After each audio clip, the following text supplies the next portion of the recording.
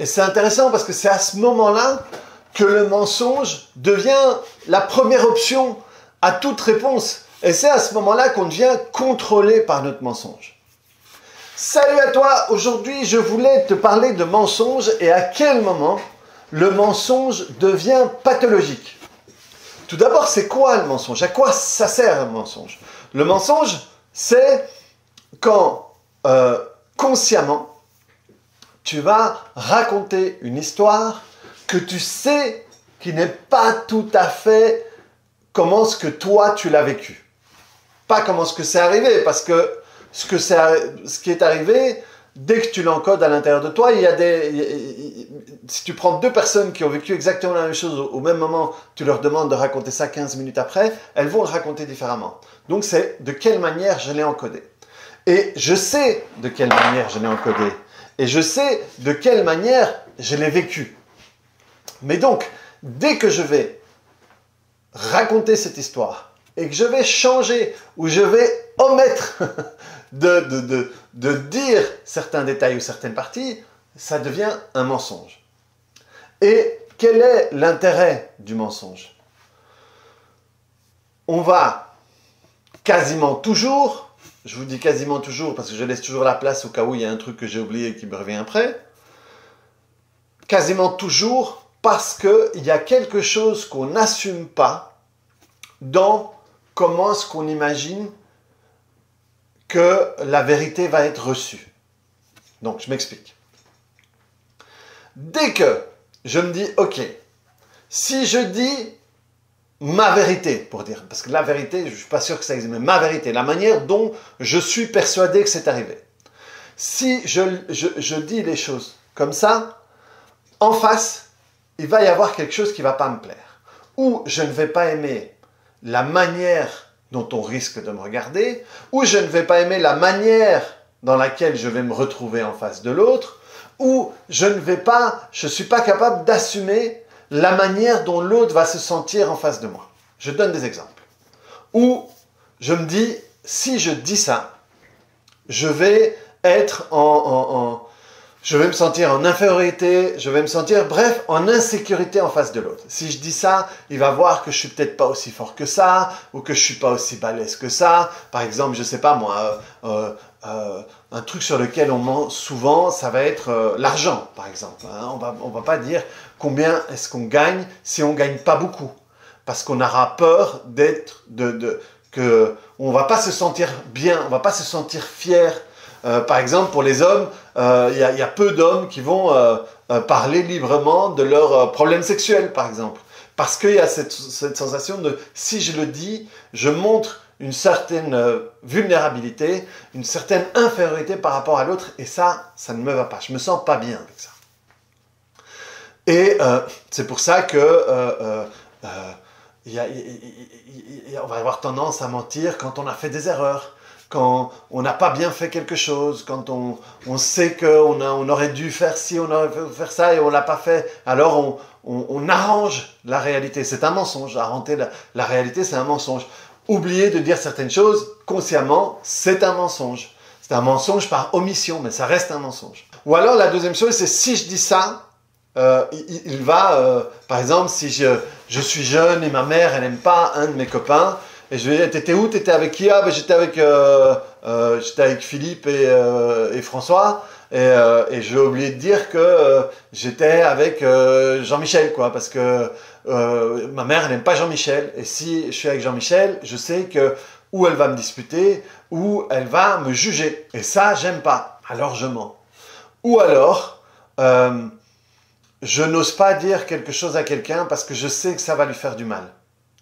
Et ou j'ai pas envie de lui faire de mal, ou j'ai pas envie de le voir avoir mal. J'ai pas envie de le voir pleurer, j'ai pas envie de le voir. C'est pour ça qu'on a du mal à dire quand quelqu'un est décédé, par exemple, ou quand quelqu'un nous a dit qu'il n'aimait plus l'autre. On a du mal à dire parce que ou ça fait mal, ou putain, il va avoir mal, et moi je sais pas quoi faire avec ça. Je suis pas bon là-dedans. Je sais pas consoler, je sais pas si, je sais pas ça. Et donc c'est une liste non exhaustive des raisons pour lesquelles on a l'habitude de mentir. Mais bref, on n'est pas OK avec ce qui va se passer. Et mentir, on le fait tous. Je ne connais personne qui ne ment jamais. Et à mon avis, s'il ne ment jamais, c'est ou qu'il y a une pathologie derrière, ou il se ment à lui-même en disant qu'il ne ment jamais. Pourquoi je dis une pathologie?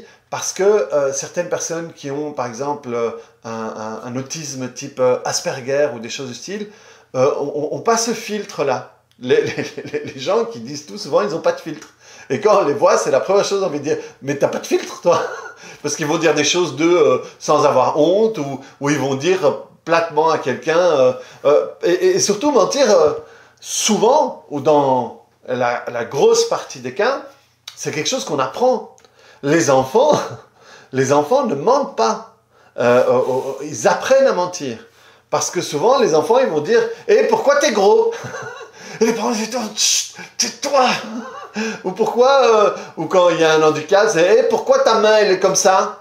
Et les parents, ils sont gênés et tout, alors que eux, simplement, ils disent la vérité, ils disent ce qu'ils ont envie de dire.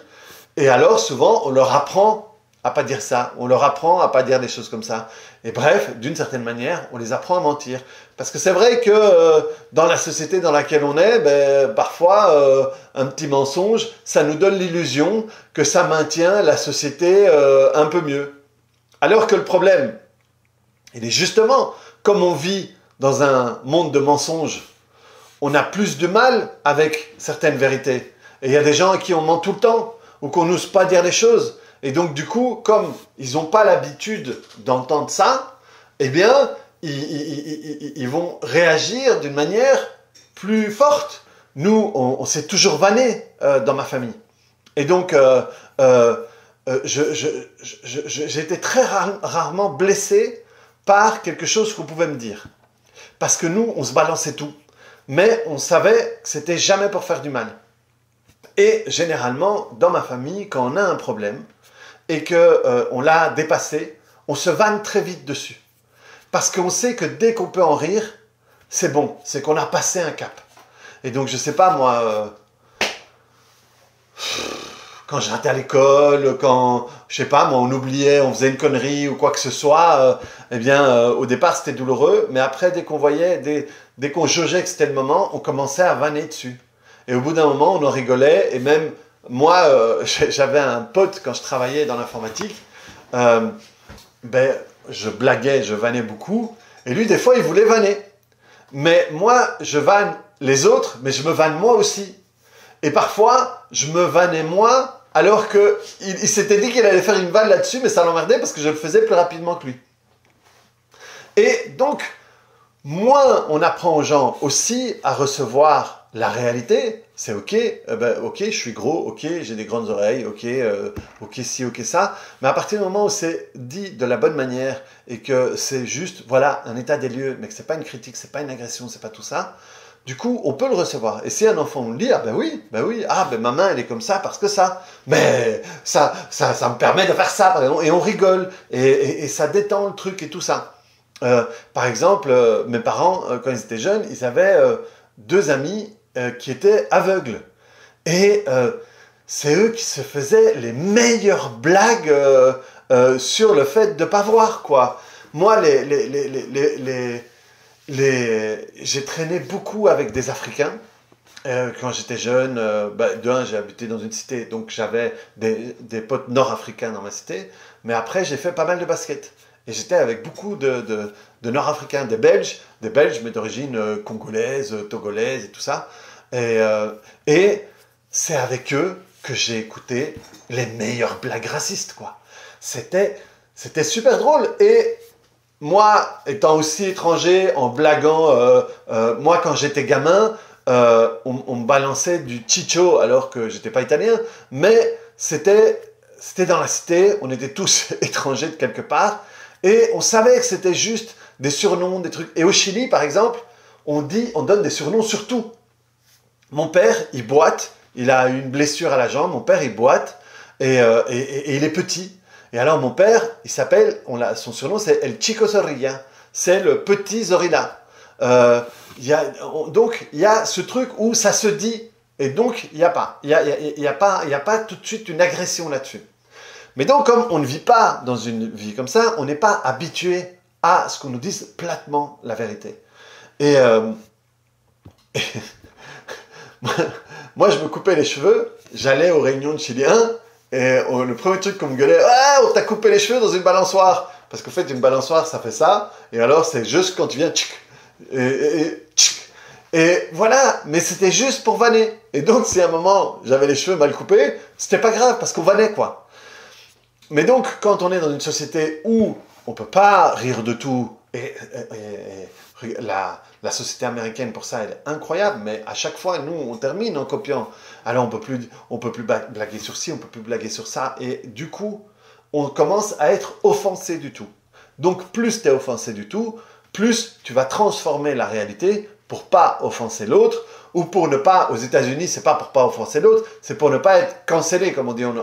Parce que si tu dis ça, tu peux après être attaqué sur les réseaux sociaux, perdre ton travail, ta communauté, etc., etc.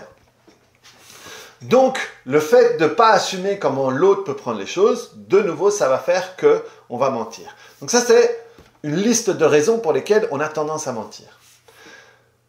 Et dans la société où on vit, ça fait partie du truc. Là où ça devient plus problématique qu'un petit mensonge par-ci par-là, hein. Moi, quand j'étais jeune, je mentais beaucoup. Et je mentais, mais le pire, c'était pour des petites conneries, quoi. J'arrivais en retard, au lieu de dire je partais en retard, j'inventais un truc, quoi. Il y a 2 trains qui sont passés, ou j'étais derrière un vieux en voiture, ou n'importe quoi, mais juste pour pas dire je suis parti en retard parce que je suis un type qui arrive en retard. J'assumais pas ça. Enfin, en réalité, j'assumais pas ça en face de certaines personnes. Et donc là, du coup, je mentais. Et jusqu'à un moment, parce que j'ai fait des bêtises dans ma jeunesse, donc je mentais pas mal, et à un moment, je me suis dit, j'en ai marre de mentir, ça me fatigue de mentir. Et j'ai diminué drastiquement le mensonge. On ment toujours un petit peu de temps en temps, mais j'ai diminué. Et pour moi, c'était chouette parce que c'était plus reposant. Parce que quand tu mens beaucoup, tu dois te souvenir de tes mensonges, ou sinon tu dois te préparer à retomber sur tes pattes si à un moment on te dit, tiens, mais tu m'avais dit que... Et au fait, c'est cette fatigue-là que moi, à un moment, ça m'a fatigué. Je voulais plus. Et donc, c'est pour ça que j'ai un peu lâché les trucs de cacher parce que je fumais des joints ou des trucs du style. Alors que ma famille, mes parents savaient, mais du coup, je me cachais devant une ex-petite amie. Enfin, des conneries qui n'avaient pas de sens. Mais là où le mensonge devient plus problématique, c'est quand il devient, entre guillemets, pathologique. Quand, en réalité, le mensonge devient ta première option.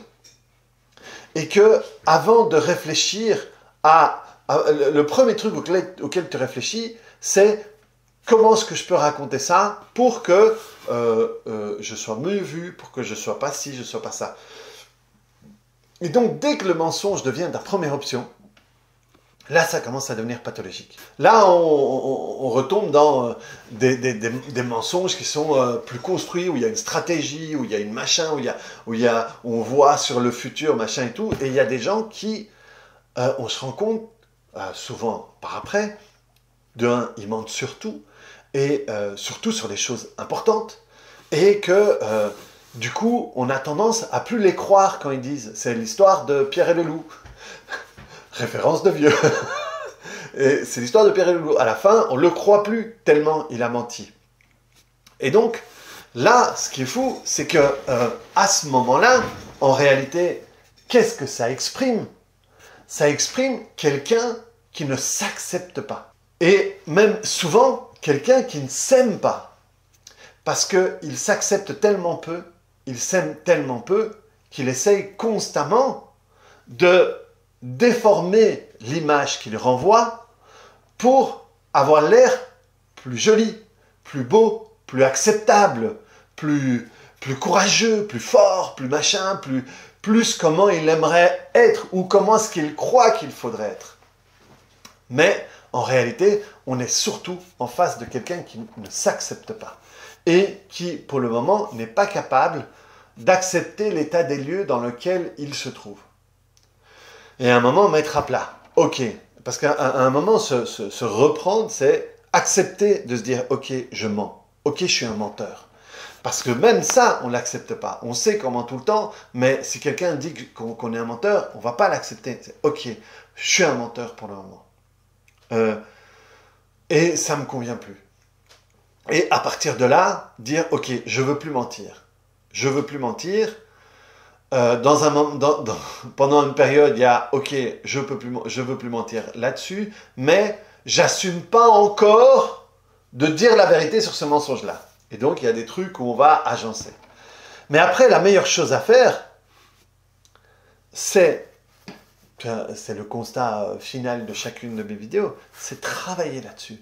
Travailler sur, par exemple, à quel moment j'ai appris à mentir. Avec qui j'ai appris à mentir et à quel moment j'ai commencé à mentir et le mensonge a été plus facile pour moi. Et comment est-ce que je me sentais à ce moment-là? Comment est-ce que j'étais à ce moment-là? Parce que, vu que c'est ça que je masque, ça veut dire quoi? Ça veut dire que si j'ai commencé à mentir, c'est quand on m'a pris sur le fait et que je ne voulais pas. Ou je me suis retrouvé dans une situation humiliante. Ou je me suis retrouvé dans une situation où je fais du mal à l'autre et j'ai du mal avec ça. Bref, si tu parviens à déterminer pour quelle raison tu as commencé à mentir de cette manière-là, hein, au-delà des petits mensonges à gauche à droite, mais au-delà de cette manière-là, comment est-ce que je me sentais à ce moment-là? Parce qu'il y a beaucoup de chances que si je peux déterminer ça, je vais voir que les gros mensonges que j'ai tendance à faire, en bout de cycle, tac, tac, tac, eh bien, va être dans des situations similaires. C'est cette situation similaire que je vais recréer dans ma vie, en réalité pour la travailler, mais au lieu de la travailler, j'invente un mensonge pour éviter de me retrouver dans la situation, dans la sensation que j'essaye d'éviter. Et si je peux travailler là-dessus, ou je ne vais plus le répéter, ou la prochaine fois que je vais le vivre, je vais me dire, ok, je suis comme ça et j'assume. Je suis comme ça et j'assume, donc je n'ai plus à mentir. Oui, effectivement, voilà, j'ai fait ça. Je vais voir ce que je peux faire pour ne plus le faire dans le futur, mais effectivement, je l'ai fait. Je m'excuse. Je présente mes excuses pour, je sais pas moi, ce que ça a pu te faire, ou la situation dans laquelle je te mets, ou qu'est-ce que je peux faire moi pour sortir de la situation. Au fait, t'assumes, et à partir de là, il y a tout qui change. T'as moins besoin de mentir parce que tu te rends compte qu'en réalité, il se passe rien si les gens te voient tel que t'es, et que même si l'autre a envie de te juger, mais que toi, t'es ok avec toi t'es dans ton axe, t'es aligné, t'es ok, eh ben ok, ben, il a le droit de me juger, mais voilà, tant pis quoi. Ou voilà, ou apprendre à dire les choses différemment pour pas faire du mal à l'autre, et ou apprendre à, ok, s'il va mal, j'ai pas besoin de régler son problème. Simplement parfois le fait d'être là, juste là, je m'assieds à côté et je dis rien. Et parfois je dis, ok, je vais m'asseoir parce que je sais pas quoi te dire, mais je suis là, quoi. Tu vois, simplement dire ça. Déjà, pour quelqu'un qui a mal parce qu'il apprend un truc difficile, eh bien, c'est réconfortant. J'ai pas besoin, et surtout pas besoin de dire de tout faire pour que la personne ne pleure pas. Ça, je vais faire une vidéo là-dessus. C'est souvent ce qu'on fait, quoi. On a peur des pleurs de l'autre, donc on veut tout faire pour qu'il pleure pas. Non, non, juste être là. Ok. Et des fois, si tu le sens, si tu es capable, tenir la main de l'autre, ok. Et juste être là. Mais bref, voir dans ces 3 grandes raisons pour lesquelles on ment, et je t'invite, si tu en vois une autre auquel je n'ai pas pensé, de me les mettre en commentaire. Parce que du coup, je peux même reprendre une deuxième partie par rapport à tout ça et expliquer là-dessus. Mais c'est là que le mensonge devient pathologique. Et comment faire pour sortir de là? Tu suis exactement ça. Retourner, analyser ta manière de mentir. Quand je mens, ok, au départ, je ne sais pas d'où ça vient, mais quand je mens, qu'est-ce que j'essaye de faire? J'essaye d'améliorer mon image, j'essaye d'amoindrir la manière dont l'autre me voit mal, ou j'essaye de ne pas faire du mal à l'autre. Tu vois, déjà comprendre. Comme ça, déjà, tu te rends compte de qu'est-ce que j'assume pas de moi. Et dans le qu'est-ce que j'assume pas de moi, tu as de nouveau une partie sur laquelle tu peux travailler. Et parce que si tu ne trouves pas le début, tu peux partir de ça.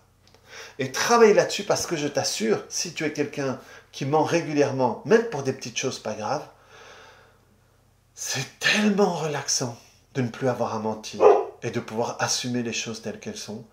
Et ça change ta relation avec les autres aussi. Ça te permet, toi, du coup, de faire plus de choses.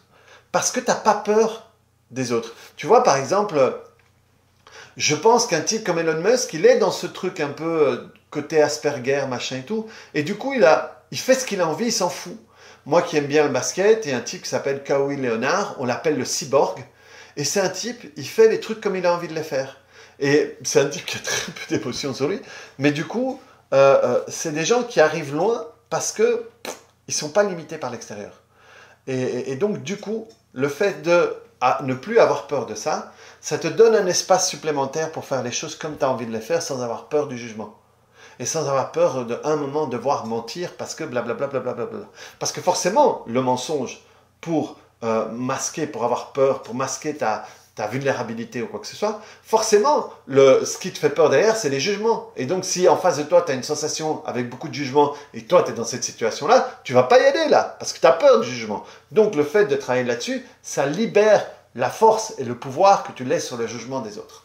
Et comme je ne veux pas que tu me juges de trop, je vais arrêter cette vidéo ici, qui est de nouveau bien longue, mais je pense qu'elle est intéressante, et qui est importante pour comprendre le mensonge et pour comprendre le moment où ça devient pathologique et surtout quoi faire avec. Donc, mets-moi en commentaire pour voir si ça te parle, pour voir si tu t'es reconnu. S'il te plaît, partage avec moi ce qui t'est passé par la tête. C'est chouette parce que moi, ça me donne des retours et je me rends compte que le truc que je fais là, c'est pas pour rien. Donc, partage-moi. Si tu as pensé à des choses auxquelles j'ai pas pensé, mets-les aussi en commentaire comme ça. Du coup, je peux en parler peut-être dans une autre vidéo. Clique sur le bouton j'aime. Si tu n'es pas abonné, s'il te plaît, abonne-toi parce que du coup, ça peut envoyer ce genre de vidéo ailleurs. Et on se retrouve très bientôt sur une autre vidéo. Salut!